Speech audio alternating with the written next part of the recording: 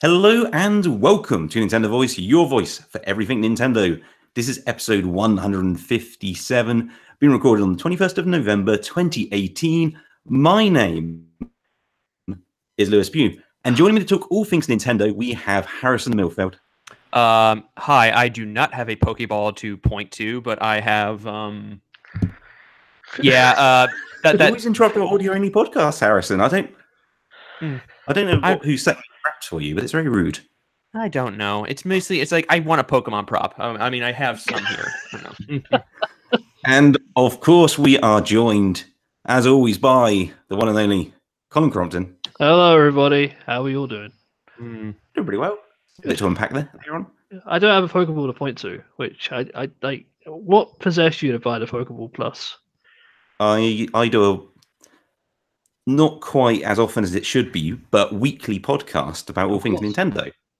So that's how I justify that. That's how you justify getting research.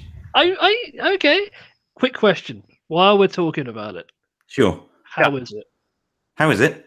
It works surprisingly well. I've only tested it with. Which version do you have? I've got Let's Go Pikachu, and I've only tested the Pokeball with that because it also works with Pokemon Go, which I'm quite interested in, which is the other part, because it can work in a way where it auto spins the Pokestops, and so you can just chuck it in your bag, and in theory, that's kind of a game changer for that thing, and you can just come home and then just reaping the rewards, opposed to actually having to check your phone every 5 minutes. Less of a game. Well, it kind of takes some of the grinding bits away. Anyway, this is the start of an episode, and so we have episode introductions. So today's episode. I do want to say, actually, let's discuss what we're doing today. I'll ask this to Colin because I'm curious about something here. Because No, that's okay. So today's episode, our feature is around the N64, and it's another sponsored episode, of course, by Daniel Gaskin yet again. So we've got an N64 themed show, and we have a special announcement. Is it at the end of the show or the beginning of the show, Colin? I mean, you can say it whenever you like. Don't people already know? I assume people already know. We announced it last episode as well. So. Oh, okay. Well, if people missed, I guess we should address it now. What's going on? What's going on? This very episode that we are recording at this very moment will be my final episode of Nintendo Voice. But why, Colin?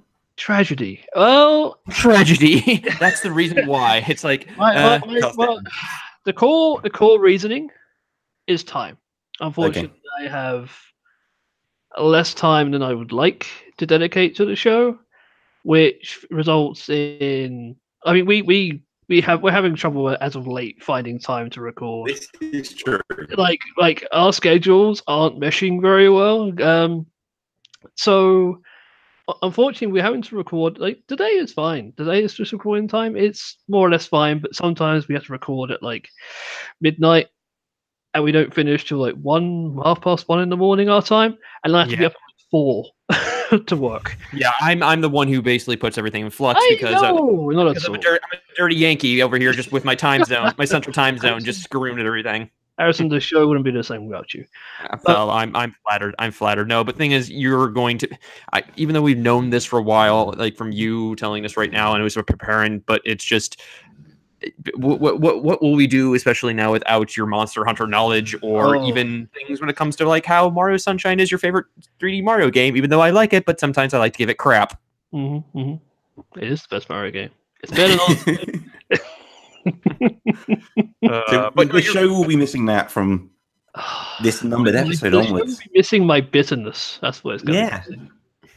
The saltiness, even though this was actually, the salty Colin bits, I'd say. But again, like everybody who's either if you've been a long-time listener or you've been tuning for the first time, Colin, Lewis, and I, we've all been together in this whole podcasting realm since, the beginning of this podcast, but also since our Nintendo days. And it goes way back to that point.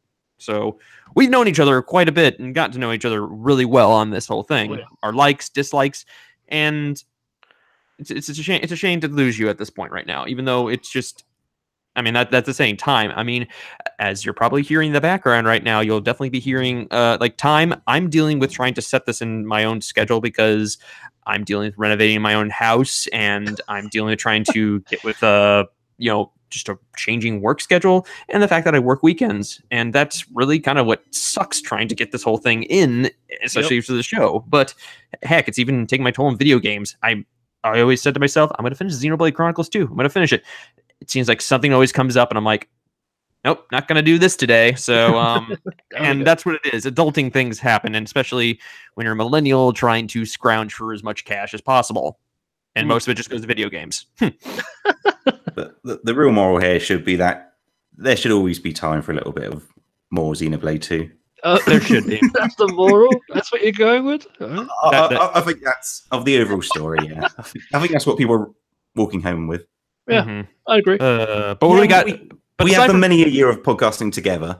So correct me if I'm wrong, Colin, but you said it's not out the realms of possibility that you may join us it's now and again never, sort of thing. It's never out beyond the realms of possibility. I will once again be a part of this wonderful podcast team.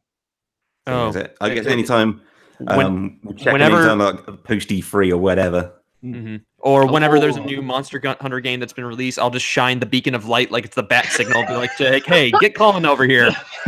Just shining into the sky. But I do want to say, I know we're getting a little off, but this is the last show, and we like to be a nice little cold. I wouldn't say a cold open to this or anything like that. But it's a little bit of camaraderie we're getting here. But before we actually do get into discussing what we're going to talk about today, it may be about a certain game's 20th birthday, but I want to ask your opinion about this, Colin. And I talked today. Did you watch the Detective Pikachu trailer, and what did you think of it? If so, okay, let's dive into this. We've all seen this, right? I have seen it. I've definitely seen it. I have bared my eyes upon its being. All the furry Pokemon. All the furry Pokemon. And I'm going to surprise you. I didn't think it was terrible. I still think the concept of Pikachu as a detective is really stupid. It is really stupid. But it did look good. Yeah. See, how do you separate those two things, Colin? It's a challenge. No, I was my initial when they first announced this, and my whole stance on it was like, okay, kind of shoulder shrug, okay, this is happening. And then when they announced Ryan Reynolds was voicing the main lead in this, I said, okay, that's interesting, strange, but whatever. And when the trailer came out, it went from me being shoulder shrugging to now like, I think this could work.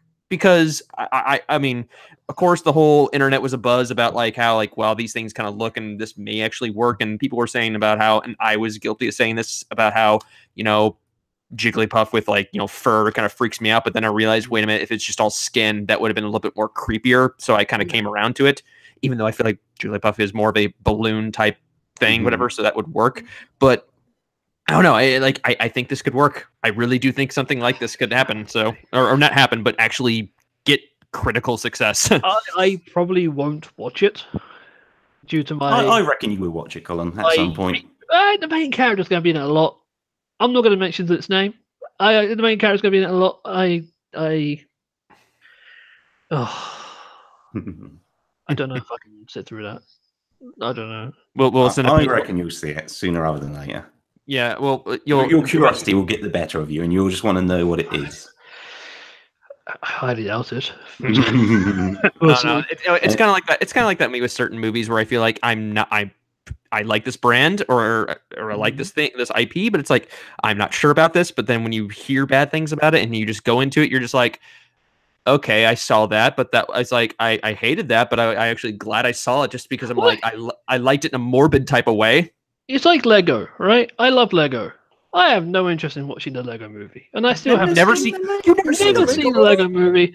Don't care to. I don't need a movie of my things that I like. Well, here's the thing. That was like when that first movie. Okay, I feel like that's the only when that trailer for that one came out. Even a lot of us were like, and like what was it? That movie came out in 2014, I believe. But anyway, it was when that initially dropped, and it was like, okay, what is this corporate type of shill of like of a movie? And then you see it. Lego. No, but when you watch it, you're like, this is legitimately good. And the people who did that, Phil Lord and Miller, who they were recently attached to the Solo movie, but then they got fired midway through because of creative differences or whatever they say in Hollywood. And they did 21 Jump Street, and they originally did what was it? A short-lived MTV series called Clone High, which is vastly underrated. But it was no, watch it. It's good. I trust you. It's very tongue-in-cheek and meta, and things I like about that. It actually pokes fun at the whole universe. I just don't think I need it in my life. You need Legos in your life. I have some Lego in my life. Second one around the corner, Colin. I don't need a movie. I don't need back to back. But anyway, now's the time to jump in. Back to and saying that now is also the time to start this podcast. Oh, you're right. Be sure. Yeah, start it, please. So we do have our N64 feature, but before then, of course, as we do every week for the last, I guess, 7 weeks now, we have this new strange game show about games that I've made up called Content Provider. And this episode is no different. And this is the 4th episode of this 2nd season, which means this will be the decider. And what we're playing for here is the topic of our exclusive Patreon episode. It doesn't have to be about Nintendo. Whoever wins ultimately between these 4 episodes gets to choose what the whole podcast team gets to talk about. And just to confirm here, Colin will be on the next exclusive. I will. It would be a bit cruel, to be fair, if he wasn't, especially because he's... If I win it. Well, exactly, yeah. You just win it. You just win it. You topic, but you're just not on the show. Yeah. He just takes his ball and goes away and leaves. But yeah, so the episode for today is actually it's a returning feature. This is now a thing. And it's somewhat topical. And it's Who's That Pokemon? And so with the release of Hey You Pikachu and Hey You Eevee, and of course the first look, the trailer for Detective Pikachu, we're talking about Pokemon. So we're going to see how well we know our classic Pokemon again, which is what's going on. You know, both Let's Go and not exclusively, but you know, Detective Pikachu, I think puts front and center those 150. Okay. All right. And so the way this works is I'm going to read out some details from the Pokedex. I'm going to start with the description of each, obviously blank out the name. Okay. And the first person out of Harrison and Colin to guess correctly, you get 1 guess each. And this is from all released current Pokemon? Oh, no, this is just going to be from the first 151. All right, just Gen 1. All right. Yes, and I will try to stick to that. Okay. Just like last time. Last time. Okay. Okay, and so there's going to be 7 of these in total. So the first one. From this Pokemon's body seeps a foul fluid that gives off a nose-bendingly horrid stench. I'm going to say muck. Correct, Harrison. Well done. Doesn't technically have a body. It's just ooze. What else would it be, Colin? Ooze. Ooze. Oh, it is ooze. It oozes out of its ooze. Also, can that be Grimer as well, technically? What do you mean, technically? He got the right answer. Well, I was reading out the description from him. Jeez. All right. The next one is coming up. So this Pokemon's toxic pollen triggers atrocious allergy attacks. That's why it's advisable never to approach any attractive flowers in a jungle. Vileplume? Correct, Colin. Oh. 1 point to Harrison, 1 point to Colin. Oh, yeah. And a bunch more Pokemon to go. Okay. Next up. This Pokemon mercilessly destroys its foes using sharp claws. If it encounters a strong foe, it turns aggressive. In this excited state, the flame at the tip of its tail flares with a bluish-white colour. Charmeleon? Colin, I think you said Charmeleon first. Is that correct? It is correct. I'll take it. You'll take it. Excellent. Hmm. 2 to Harrison. Sorry, not 2 to Harrison. 2 to Colin. 1 to Harrison. Good. I like this. Competitors are clearly excited, using remarks such as "good." The fear of their opponent. Okay. Next one. This Pokemon is nocturnal. It is a Pokemon that only becomes active at night. Its favorite prey are small insects that gather around streetlights, attracted by the light in the darkness. I'm gonna say Zubat. Incorrect. Mm. Colin. What does Zubat evolve into? Yeah. Is it Golbat? Incorrect. It is a Venomoth. Ooh. Wait, a Venomoth attacks insects? Aren't Venomoth like tiny? They're 4'11" apparently. Really? No way. We're not getting these revelations now. Child-sized, well, bigger than a child, like teenager-sized moth. Well, a Venonat is 303. Oh boy. No way. No. Okay, Oh, well, got that. if you. So this is going to be the 5th round.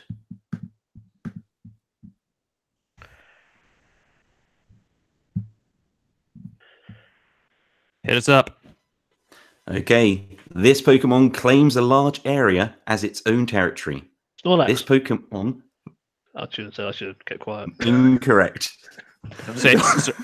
This Pokemon flies around, Snorlax. controlling its living space. If its territory is violated, it shows no mercy, it thoroughly punishing the foe with its sharp claws. Oh, Sandshrew. No, Pidgeotto. What?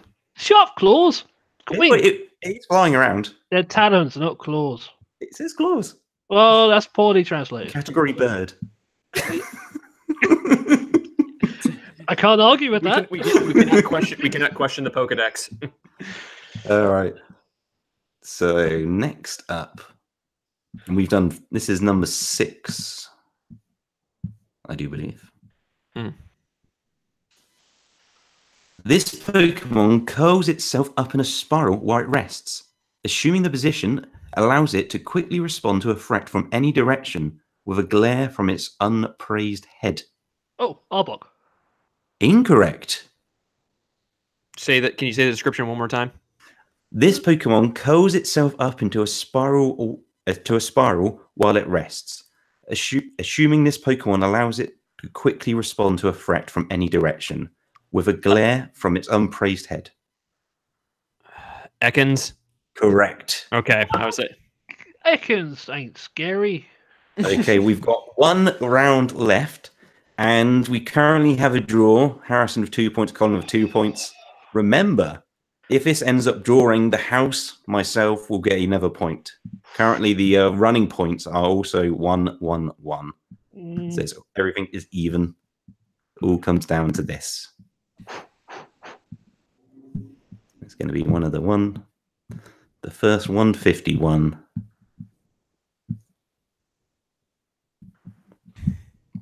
Okay. This Pokemon sleeps for 18 hours a day. However, it can sense the presence of foes even while it's sleeping. In such a situation, Is it Snorlax? this Pokemon immediately teleports to safety. No! You I didn't say anything, right? No, you've not said anything. And you okay? He didn't. Yeah, he said something. You. This is why you wait to the end of the end of the Pokedex. For 18 hours a day. Okay, it's got snore in the name. I'm going to say. And what was the last part of the Pokedex entry? Okay, the last sentence is: in such a situation, this Pokemon immediately teleports to safety. Abra. Correct, Harrison. Snorlax can teleport. Yeah, Even if he can, that does not make that correct, Colin. Harrison, you have won today's episode, and with that, you are currently in the lead content for the season. So you might as well stay there. You can double your points at the end, but why bother? Yeah, I'm Oh, not. I I'm will not ask you anyway at the end, so you can have time to think. But I'll have time. I'll leave it as that. damn We'll it, give that. All right, so our main feature today is going to be all about the N64. And so this was a request from Daniel Gaskin. Let's get the... so yeah, we just requested a discussion of the system and its games, and possibly some salty Colin debates. Yes. And in general, we figured we had a whole different thing, kind of just to figure this whole thing, like a different topic to hear. But we figured, with Ocarina of Time's 20th anniversary today, in Japan, the 22nd, I believe, or no, it's 20th anniversary here in America. I think this Friday, I believe. I had to just double check that again. So it's just, but it's overall to kind of talk about a system that I feel like it is just, all of us have owned, and one that I feel like in time, it's just I have a different opinion about it, even though it's done. There's quite a few game-changing, iconic and groundbreaking games that have done that, including Mario 64 and the aforementioned Ocarina of Time. So, but we're just starting this thing knowing that this we've got November 21st was its initial release date in Japan. I'm sorry, I'm just shrugging off everything when it came. So when was it? Yep, 23rd here in North America. Yeah. Europe, December 11th for 1998 for Ocarina of Time. So yeah, wow. So what's I don't know, like where should we start about the N64? So maybe a good place to start is basically like how we got introduced to the N64, and maybe like the first game we played on it. I'll jump in then. So for myself, Colin, you can jump in next. So for myself, I got an N64 with Ocarina of Time. Oh, okay. And so that was I got it for like a Christmas present, so the holiday season after. So like Zelda was the first game I played. I was very much looking forward to it. I've been reading about it for years, like a lot of Nintendo fans. And yeah, so Ocarina of Time was the first game I put into my 64. Very nice. Very nice. So I have two older brothers. My oldest had the N64 for a short period of time. But the actual time frame, it wasn't around launch when I played it. It was actually a little bit while on when I first played it. My first game that I played on N64, my very first experience with the Trident controller, Body Harvest. Oh, really? Ooh, I remember that one. Classic game, made by the company now known as Rockstar. Yeah. So there's a lot of games too, like Angel Studios and stuff that did get absolved by Rockstar. So absolutely. But yeah, no, I was amazed by it, going from the Super Nintendo, as I was playing before, and Mega Drive, to the N64. Blew me away. Yeah, and it's that weird kind of like, it is that kind of middle device, as it were, almost, or like the stepping stone from like the 2D systems or like the cartridge systems, as it were, to where we are today. Well, for me, it was more of a case of seeing 3D done well, because I had Virtua Racer on Mega Drive, which was this huge cartridge, but it was like a 3D racing game. It's like, oh, this is amazing. It ran at like 4 frames a second. But yeah, that was at the point where the Mega Drive was like, oh, Nintendo's got the Super FX chip. Let's see what we can do. Like, doesn't seem our blast processing can work in this one, but yeah, exactly. But yeah. So seeing Body Harvest run like silky smooth in 3D, I was like, well, quotations, silky smooth. Yeah, a few jittery moments. It was amazing. But yeah, what a system. Yeah, indeed. Well, so, yeah. Yeah, so how about yourself then, Harrison? Myself, well, the lead up to it is that, I seemed like to study, when my brother still subscribed to, my older brother and I, we still subscribed to Nintendo Power, our only known thought about this, the N64 just coming through was through that magazine and through various magazines we did. So every time we saw a mention at that time was called the Ultra Nintendo 64, it was called Ultra 64. We would just pour over every bit of information, just knowing what this was going to be. And then, when certain arcade cabinets, like say when the arcade version of Killer Instinct or even Cruisin' USA, they would be branded with this, like, okay, this is going to be exactly what you see on Ultra 64, even though technically, no, that was not what it was going to exactly look like, even though we got a watered down version of Killer Instinct on the Super Nintendo, but still fun game along on there. But We didn't get mine until one Christmas. It was basically a gift between me and my little sister and my older brother. So we got that with GoldenEye, Mario 64, and later on down in Banjo-Kazooie. But we just and Wave Race 64 as well. So my time for me, it led to me as being what I could say is one of the ultimate basically couch co-op / multiplayer party type of console, which has lived its name on. Now, people have known me on the show and through Twitter it's not my favorite Nintendo console, though. It's not to say I don't hate it. It's just I feel like as far as a few games out there that I can pick that can age well, that's what I feel to it. I feel like in that period when the N64 in between the Super Nintendo and like the GameCube, it was that we didn't how can I say it? Is just it felt like it was more of a little bit of middle ground, right? And that's it. Just felt like you're entering this new space as far as 3D gaming, and then it just moves on to the way I can say is like it just finally moves on forward to whatever tool it's kind of a bit polished. Because I will definitely say for a game like Ocarina of Time on its 20th anniversary, it's still a game that you can play, like still playable to this day. Even though you'd feel like, what do you like to play it on? Do you like to play it on, on virtual console, or do you like to play it based on a CRTV with on the 64, or do you prefer which I think is the definitive version, the Ocarina of Time 3D on the 3DS? Yep. So no, I agree. Yeah, and I don't know. I think at the time when you look as far as I have a lot of flack looking as far as the N64 because that was such a transformative year for Nintendo, for more worse on there, because knowing that you go from the highs, what you had at the Super Nintendo, and now you have this dwindling third-party support. Right. The fact that no of these companies are coming here because you're just using just a cartridge-based system, and you essentially had the golden age of Rare and Nintendo's first-party titles just to carry you through.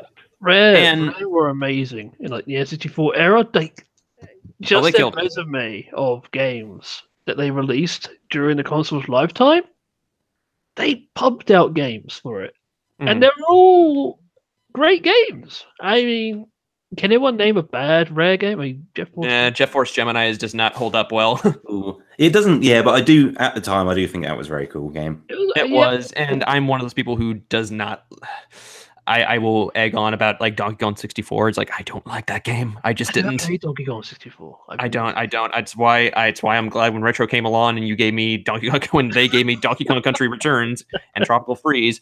I adored every bit of those games, and I am just. I mean, but as far as Donkey Kong games, my favorite from Rare is Donkey Kong Country 2. That's it. Right. So, but that was again the peak of Rare. That was the golden age of Rare that we saw from there, and it's an era that we're obviously never going to see ever again, even though with them being with Microsoft. So unfortunately. So now what? I think, like you were mentioning about how, I mean, obviously Colin mentioned it was the jump from like the 2D to 3D, what's special, and like Harrison, you also mentioned how it was a very great local co-op system, and it was it the first system to have 4 controller port slots? What about the 4 controller spots? Was it the first system to have 4 controller slots built in? I don't quote me on that, but that sounds correct. Other systems supported it with like adapters and multi-taps and that. Yeah, it was like a multi-tap situation or an expansion. Like here's an extra controller slot, like 1 extra. Yeah, but I can't think of a system which had 4 controller slots which you could detach from and such. And like because of that, there were a lot of these local multiplayer focused games, right? Whether they were things like GoldenEye or things like Mario Party, Smash Bros, and Smash Bros, and Mario Tennis, and there was a lot of great just 4-player games. Yep, absolutely. It was very much more multiplayer centric than it's kind of that's a stray from like the normal thinking at the time. Yeah, it kind of revolutionized that because if you think about it, like Xbox kind of went, 4 controller ports, we'll take that. And with the original Xbox, I did find out what the first console though. Okay, it wasn't the N64 being that has 4 controller ports by default. You know what the first one was? No. I'm butchering this name, but it's it was from released in 1978 by Bally. I'm assuming Bally Manufacturing. The Bally Astrocade.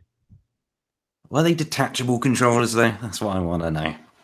They were. I'm controllers. I mean, that is the criteria of what we're asking. I specifically mentioned detachable controllers just in case someone would come out with such a a device which had like just 4 arcade sticks in it. They were. I mean, this stick could be compatible. They can't be controller ports on that thing. Exactly. On the back of the console were a number of ports, including connectors, the power of the controllers, and an expansion port. Ooh, so they sound detachable.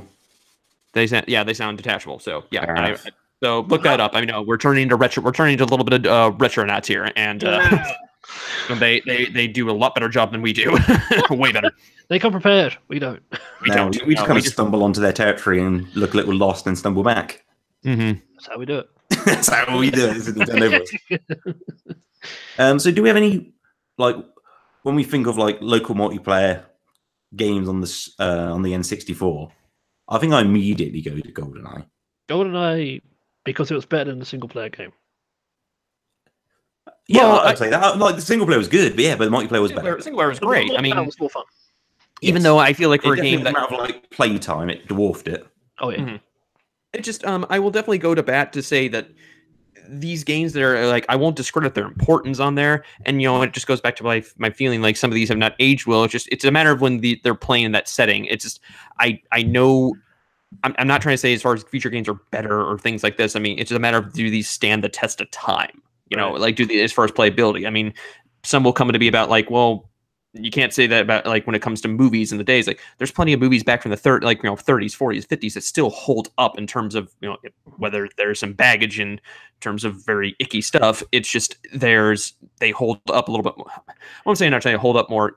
I feel like it's a little bit different with games in terms of how they hold up, because it's a matter of like, it's not, you're not watching, you're not only watching, but you're playing, you're controlling. That's what I feel like. And in terms, and the same thing, and the same with like, say, Perfect Dark or even GoldenEye, you can see, yes, they're playable, but there are times where you feel like things have done it better so far now.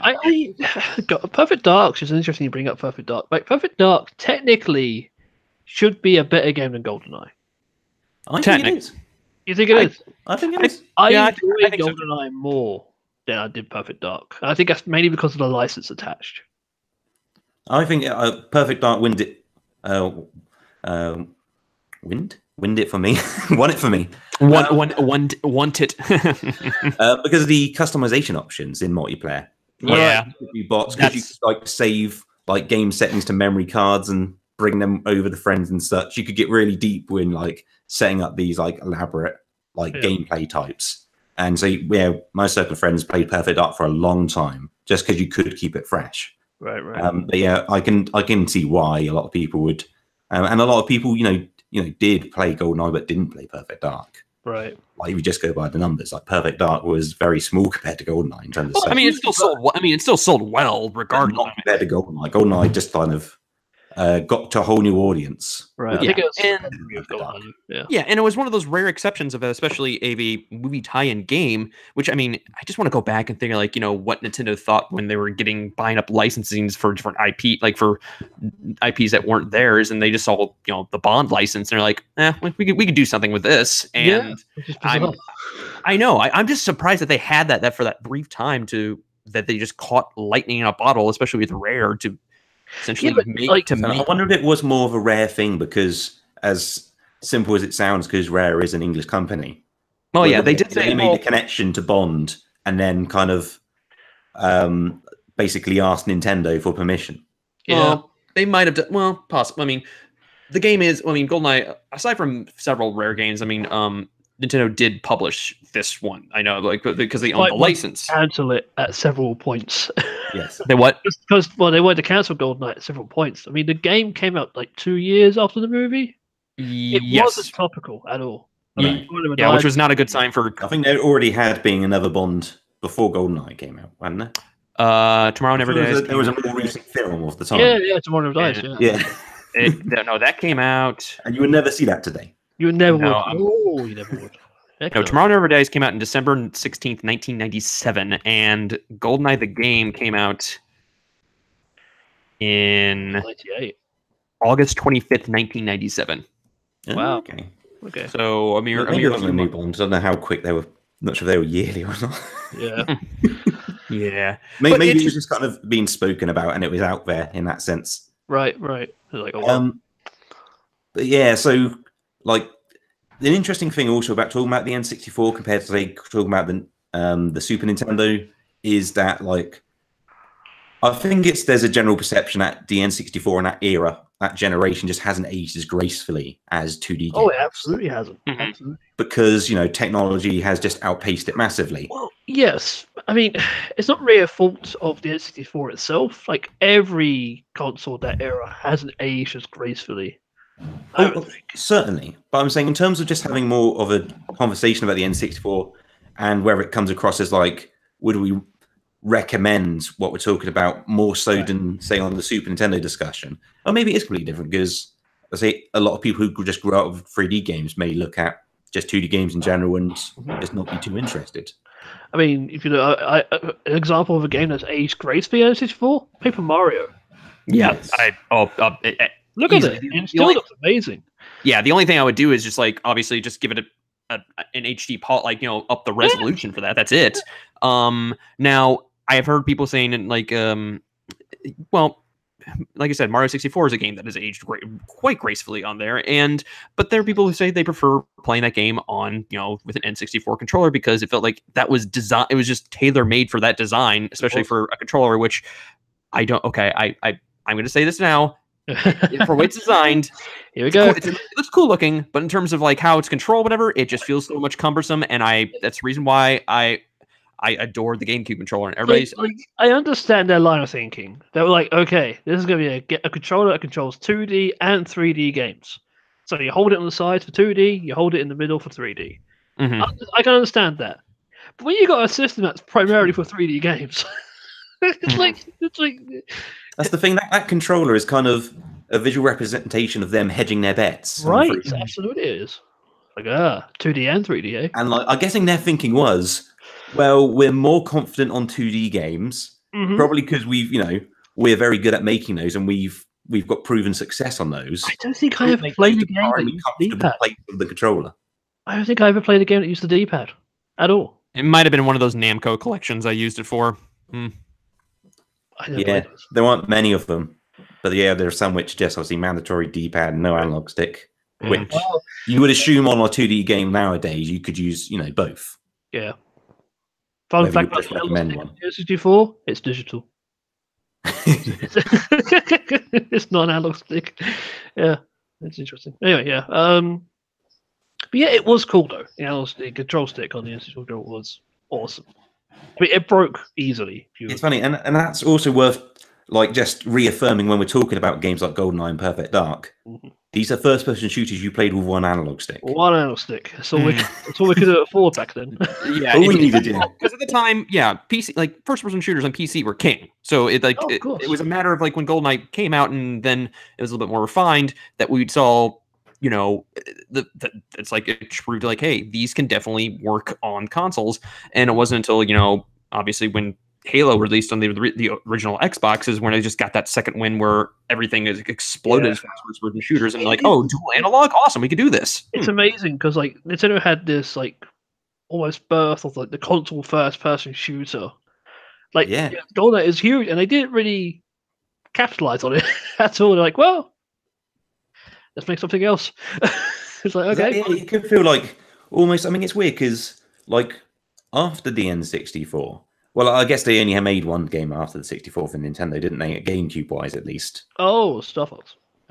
Which was Star Fox Adventures. But yeah, I was going to say, it'd be interesting if that hadn't happened, what, the GameCube generation of GoldenEye and Perfect Dark-esque games would be from Rare.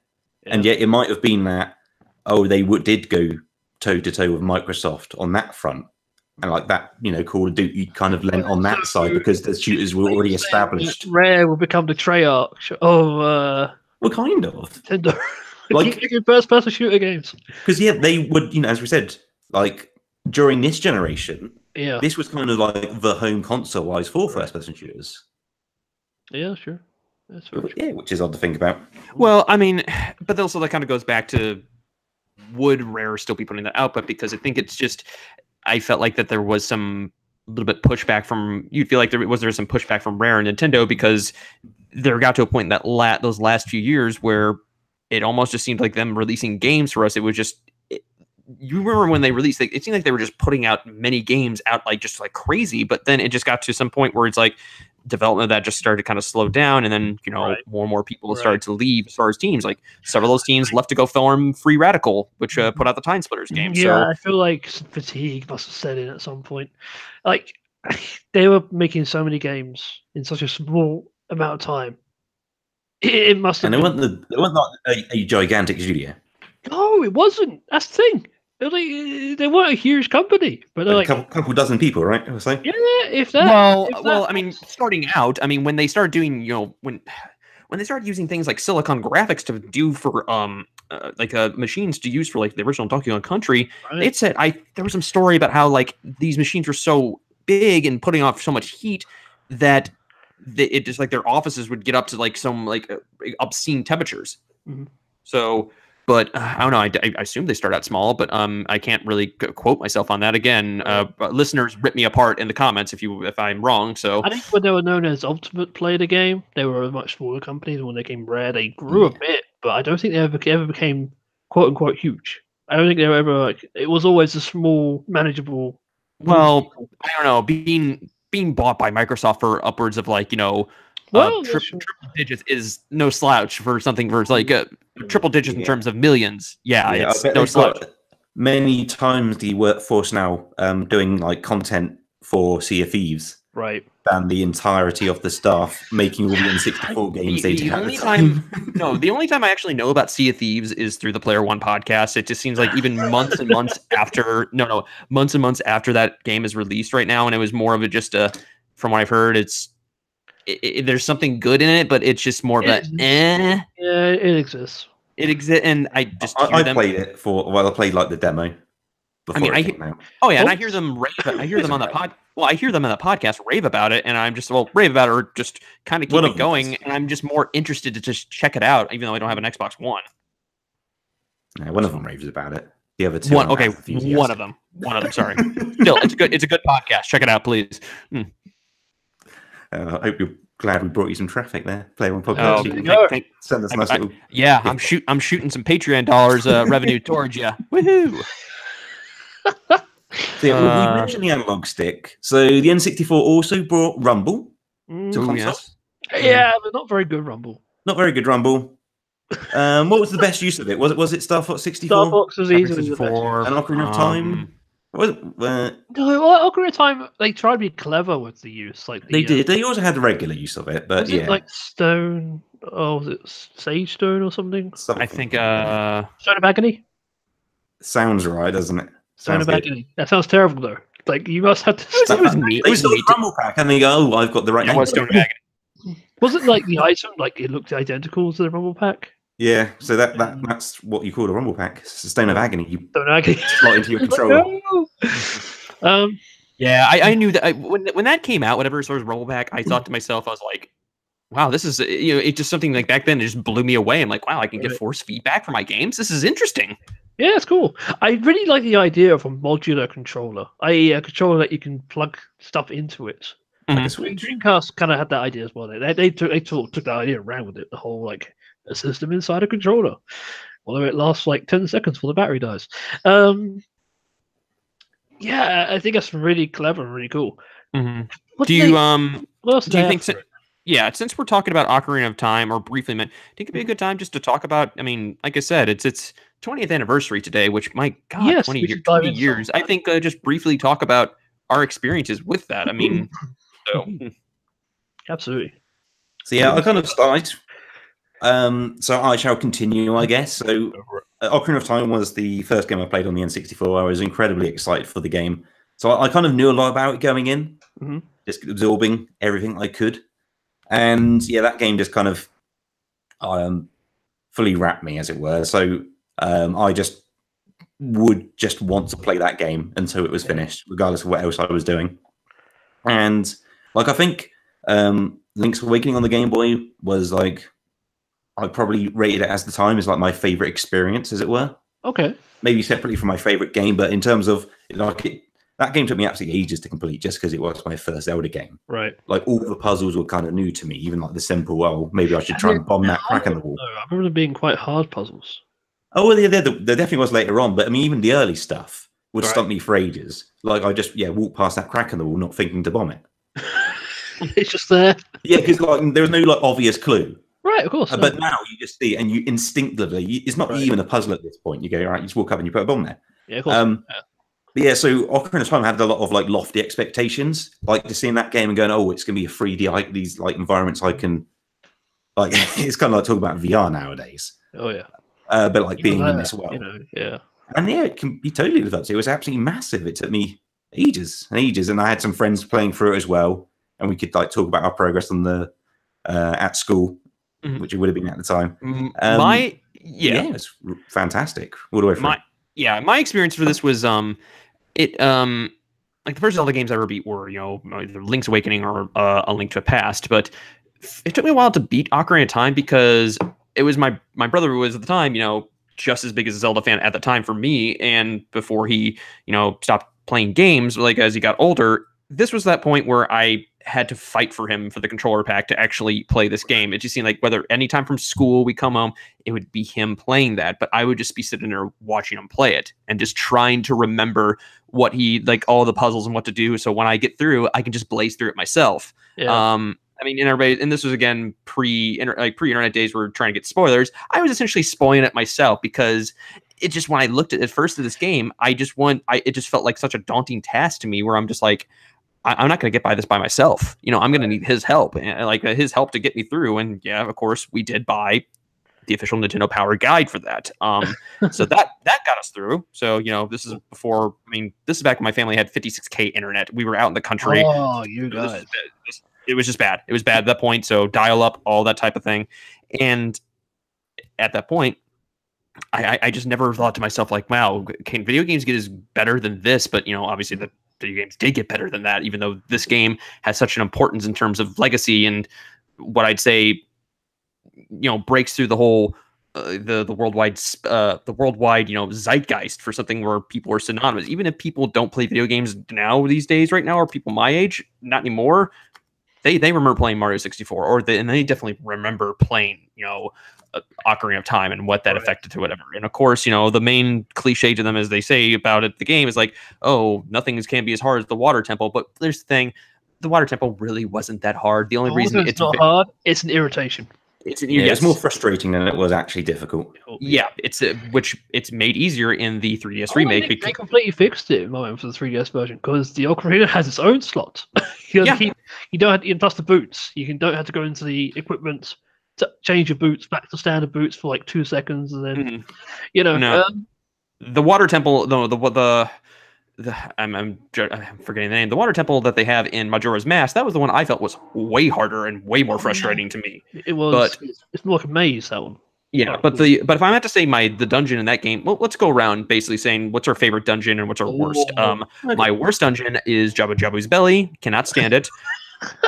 I'm tired. I'm carrying Ruto around and then losing her and through the whole these floors. I just cannot stand it. My favorite though, I'm gonna have to go. I love the Forest Temple. I think that was the first one that I feel like that's my first love to it because it had almost that vibe of what you'd saw from like Peach's Castle. It seems like, I can see that. See, okay, I love the Forest Temple. I hate the Forest Temple music. It drives me nuts because it's just so repetitive. I like the Fire Temple. I think the Fire Temple is really cool. Just rescuing all the Gorons. And then you get the hammer. It's like, yeah, here we go. It's hammer time. It's cool. That was forced. I thought, but probably timely. I thought though that the boss in the Fire Temple is awesome. Oh, absolutely awesome. Which they hammer. Well, yeah, the hammer. By the way, that boss over quite quickly, though, isn't it? Yeah. I would say, why? By the way, that boss even got its own character or whatever in Hyrule Warriors. So. Right. Yep. No, it did. Yep. So I think like I already had kind of Forest and Fire in my head as like good dungeons. It's tricky. I have more, and it's obvious why, but I've got much more clearer memories of like the the first half of the dungeons, as it were. Right.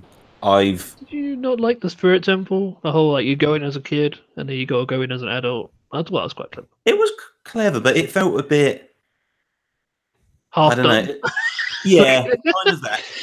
It did feel, maybe just a little bit smaller, or just not as well. Right. Like they could have done more with the mechanic. Yeah, it's all based around. It's introduced and it was cool, but then it's gone away. Right. Oh, I agree with that. Yeah. But yeah, that kind of covers both good and bad, I guess. Good and bad. But my Majora's Mask is my preference out of the N64 Zeldas. That is mine. I think that's the one whereas the first few Zelda, the 2D Zeldas got me introduced and sort of like Ocarina made me fall in love, whereas Majora's Mask made me feel like I fell more in love and appreciate it more for what it was, and that's why Majora's. I'm not going to be one to just crap on Ocarina on his 20th birthday, but to me, I will definitely say people. Hey, if it's your favorite Zelda, that's fine, and that its importance in gaming and importance for Nintendo, and especially that series, can never go unrecognized. Okay, so here's the argument I would make for Ocarina of Time. Okay. I think Ocarina of Time tells its story better than Majora's Mask. Ooh, that's like the one I would say story is much stronger in Majora. Yeah, I think story is. That's me. Okay. So the story is really good in Majora, but it's very much. It's kind of like a vague story. It's not. Oh, that's what I like, though. It's not told directly to you. I like that. The main villain in Majora isn't as strong as Ganondorf. No, but I think that's really cool with how it is just a kid with a possessed mask, as it were, who and it's the reverse puppet situation that you're expecting. I'm not disagreeing that Majora's Mask is better overall, and I think it is. I think it really is.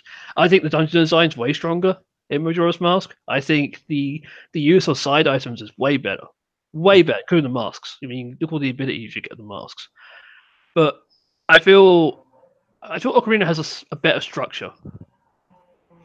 What I prefer about Ocarina is that its world feels more just realised, because Majora's Mask is like this dream world. Yes, it is. Yes, it does feel like north is this theme, east is this theme. Exactly. Yeah. It doesn't feel like an actual world, so I think that's where Ocarina is much more stronger. It's amount of dungeon, its world.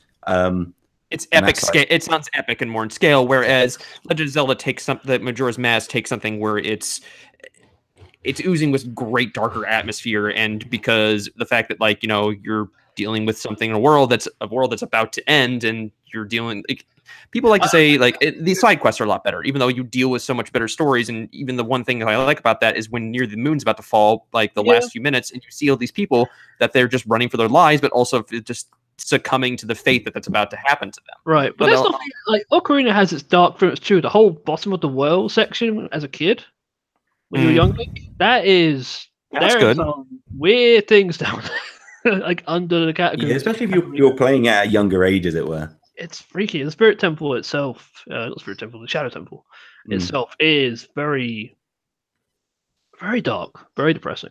But they sort of fleshed it out, for sure.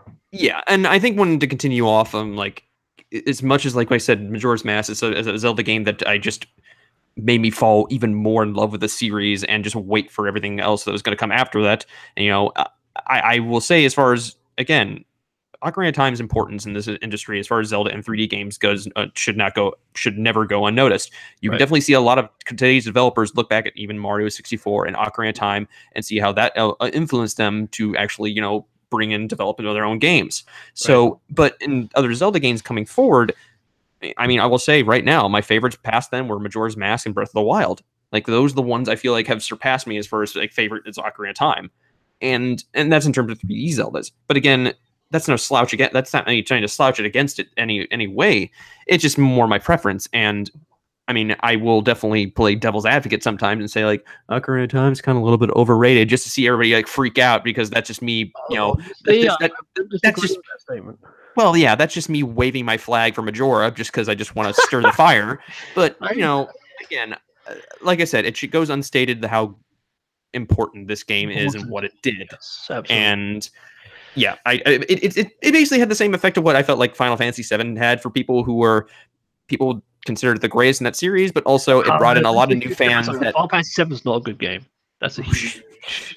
Hey, he said it. That's like a weird N64 thing. It's like the absence of Final Fantasy as a whole. Yeah. Well, yeah. I mean, it helped in terms of it introduced a lot more new people to the series, and people will have a lot of attachment to that and go back to it, and I understand why. So, but I don't know. But like I said, for your 20th anniversary Ocarina of Time, happy birthday! Wow, your legacy is continuing going on as it is. So, oh yeah, absolutely. Zelda wouldn't be in the place it is now without. Well, even though I will say a bunch of Zeldas wouldn't be in the same place without Ocarina of Time, because they definitely reused a lot of portions on there. You could definitely say Ocarina. You could definitely say Twilight Princess is Ocarina of Time.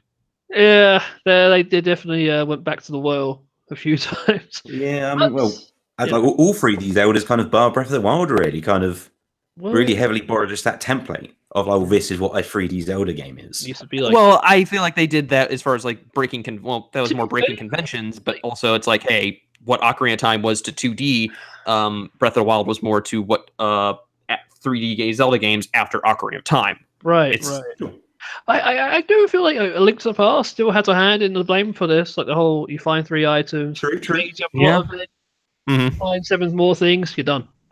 That's the same structure. That is true. It is kind of the 3D interpretation of Link to the Past. Ocarina of Time, absolutely. They were like, okay, what can we lift straight from Link to the Past? We need to make a 3D version of this game. Yes, I think that's more. I wouldn't be surprised that's like the original design plan, and they're like, okay, branch off.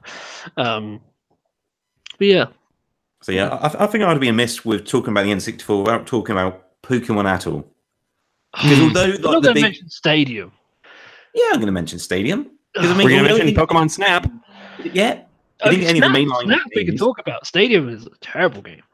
Oh, I don't think so. I don't think it's terrible. I think it's terrible. I kind of agree with you, and I say it's terrible, but it's just, hey, here's a thing to see your Pokemon in 3D. It was cool at the time. Pokemon 3D viewer. Well, no, you battled them. There were many systems around it. That's the main mechanic. Make a competitive team, and you see how far you can take it. The thing is, for me, Pokemon, the more interesting aspect of Pokemon was raising the Pokemon, and seeing what they turn into when they get big. Well, maybe we should talk about the N64 transfer pack.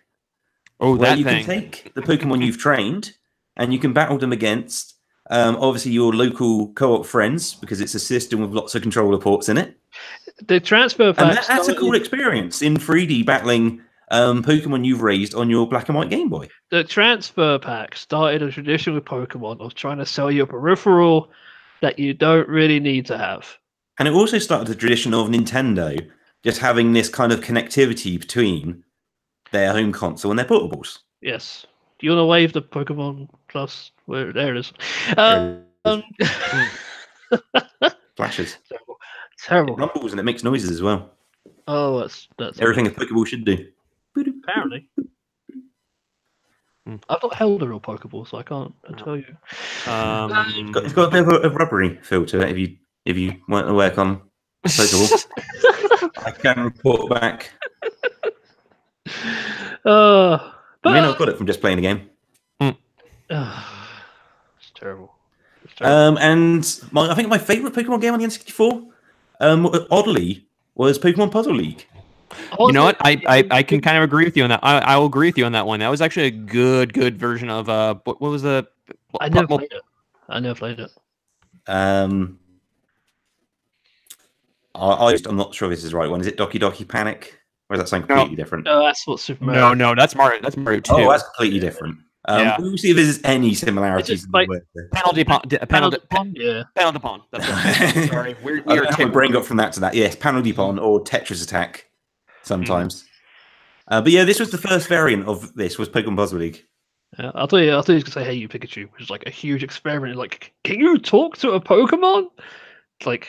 Did you play Hey You Pikachu, Colin? No. I unfortunately owned it, and I was at that age where I was at that age. Well, I don't. It was a Christmas gift. I'm sorry. I love Pokemon, and I was at that point in my time in my life where the mic would not respond to me because I was at that age where I'm like, oh, I'm 13. This is only meant for 6-year-olds. Younger. Yeah, to them, and it even had a warning on there that says you must be at this start of it. Like it's like something about this age for it to be responsive. So I did not get far in that game. I just basically you just screaming at Pikachu, Pikachu. I was Listen to me. Oh no, I was like yelling expletives at this thing. Like go back to Oh no, there was like a Screw Attack video where they said like their satirical videos of like, oh, reasons we hate Pokemon, and one of them they covered was "Hey you Pikachu," and they just went on a whole rant like, "Hey you Pikachu, listen to me." It's like, "Listen to me, you little rat." Beep. Oh god, oh man, it's so. God, screw that game. I can't. Idea. It's an interest. I wonder if Sega watched that. Like they looked at it and thought, "Oh, we can do this better."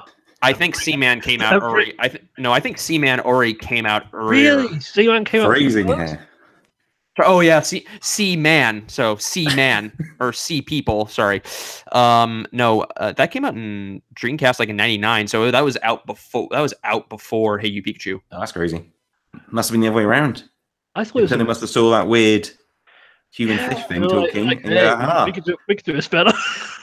Well, actually, technically, okay, Seaman came out in '99 for the Dreamcast Japan. Hey You Pikachu came out in Japan in December 12th, 1998. It didn't come here to America until 2000. Okay. So they might have saw that. You might be right. I don't want to be right. we don't want to be right about Hey You Pikachu. It's bad. It's just bad. Terrible. So we got any close? Oh no, I feel like we talked a little bit more as far as our favorite. I mean, I know we didn't go as too in depth as we wanted to on this, but it's I don't know what would you say is more the lasting kind of legacy for the N64 for each of us? Oh, that's a tough one. For me, I mean, it was the console that introduced me to 3D gaming. It did it in a very clunky way, but it did it. It showed me like the whole C button debacle, like, pressing buttons to control the camera. Like Super Mario 64 showed you how a 3D camera would work by showing you the 3D camera. Yeah, that's the thing I liked about it. Where it's like, how do we have to introduce everybody to do with the Lakitu? It shows like, oh, it's him actually filming you. Yeah, and, but it's a little weird. But like, help me out, buddy. I'm getting destroyed. But yeah, I very much, I'm very grateful for the S4 to. As a stepping stone into the world of 3D gaming. It did its purpose. It did its job. I wish it had more success. I can see why it didn't. Mainly due to third-party uninterest. But yes, it was a very good system for its time. It's very much a system of its time. Yeah, from my side, and I do agree it's a system of its time. I think what I will think about when I think of the N64 in the future is the local multiplayer stuff. Because I think that's where most of my gameplay time was for that system. And I think it's the system which captured that most, because I think after that point, you start at least to get onto, LAN play and online play and such. But this was just a system you plug controllers in, and you get a bunch of friends around. And yeah, just like sleepovers with like GoldenEye and Perfect Dark and just like games of that nature. It's like the system for me which did that. Like I said, you've encapsulated what I feel like. It was for its time, a great system for its time. Great transit, like a lot of it, like iconic games there that were introduced fairly well into 3D and then perfected a little bit more later on in time as time went by. Oh yeah. And again, like I said, it's not my favorite Nintendo console, but it has its special place as far as history for it did a lot of things, even though you could definitely point the finger at Nintendo itself for setting itself back by setting itself back for mistakes that ultimately led to its grip on the industry, loosened pretty much over the few years during when it was battling against the PlayStation. Right. And it's just, I don't know. It's really for me, like it has a lot of memories for me, and definitely if it's, even though we'll talk about the GameCube at a later date when it gets its big anniversary or big games like that. It was until the GameCube. Well, I think we did talk about the GameCube anniversary. I forget. We probably did a past episode, and excuse me, it just. Well, I was gonna say we one to be around. Next time GameCube anniversary, you guys can talk about Sounds so sinister, doesn't it? It does, doesn't it? I want to be around. That's what I mean. Lingering thought in the back of my head, especially while we did the intro. I was like, well, I'm not sure it's going to come across. He's just not going to be around for long in general.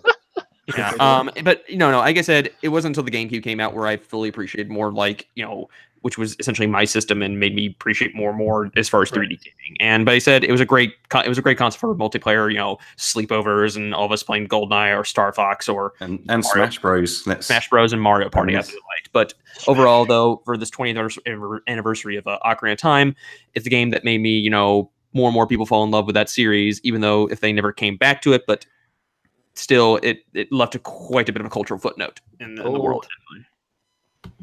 Yeah, so the N64 is a very unique system, like many Nintendo systems are.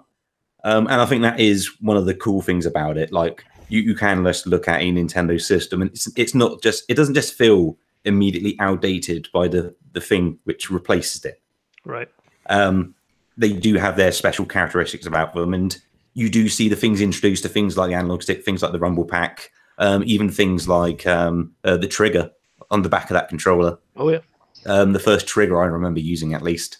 And you got all these things kind of on your standard controllers. And obviously we've got new things since then, but a lot of those things started with the N64. And from the software side, from like just jumping straight into Mario 64 and Nintendo having a real good understanding of how to make a 3D space and a 3D game from their 2D template they've been doing. Which is amazing when you think about it. Mm-hmm. And it's the end of an era from like, it was a cartridge-based system. We're kind of back on them now, but it's not really quite the same as an N64 cartridge. Plug in your system. But I think that's going to do it for our N64 discussion. And with that, of course, the episode itself. And so we usually jump straight into how you can get all of us and anything else we've been up to. But as Colin, it is your last episode. I personally wanted to say just a huge thank you for doing the show as long as you have.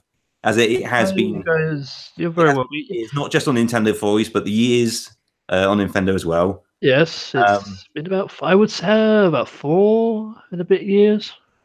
Exactly, and we're talking again, not every week. I know, don't need to type in, but for many a week over the years, we have been joining up over the internet, talking about all things Nintendo, current and past, and it's been really awesome. So I just want to say thank you. Thank you. No, it's been a wonderful time, both of you guys. No, thank you.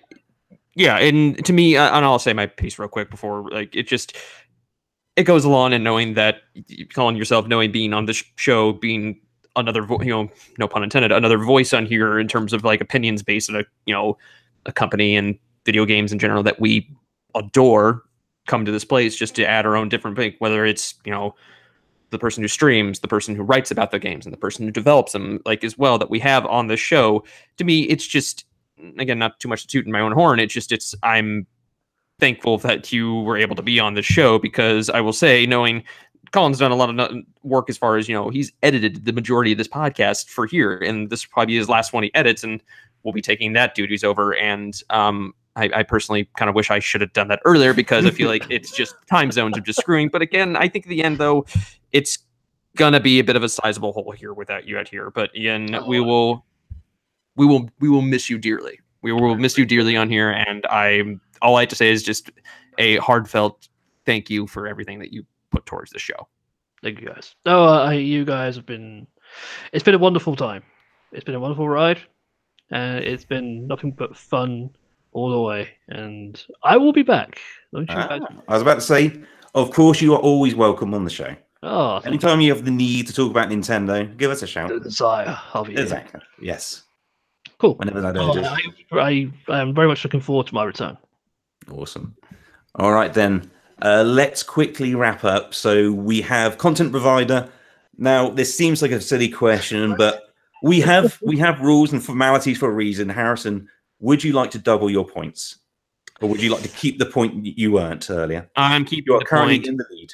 I'm keeping the point, but I'm keeping the point, though. But for a bonus episode, I will give Colin the honor of deciding what the topic is. Oh, wow. Okay. So Harrison is the victor, but Colin, you get to choose. You don't have to do it right now. If you mind, you can, but you don't have to. So you want some time to think? Yeah, absolutely. Yes. Absolutely. Okay.